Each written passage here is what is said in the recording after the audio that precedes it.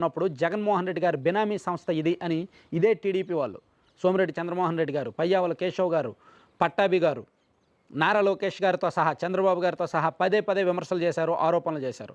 ఈనాడులోను, ఆంధ్రజ్యోతిలోను, national మీడియాలోను పుంఖానుగా వార్తలు వచ్చాయి.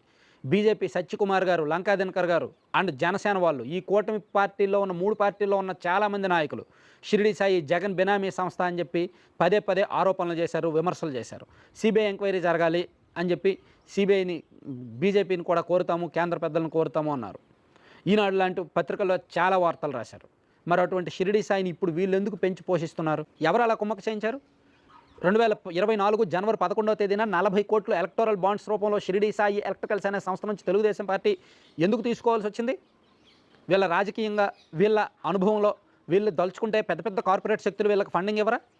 దేశంలో ఉన్న పెద్ద పెద్ద కార్పొరేట్ శక్తులు ఫండింగ్ ఇవ్వరా? సో కేవలం 40 కోట్ల కోసం పార్టీ క్యాడర్ ఎమోషన్స్ని తాకట్టు పెడతారా?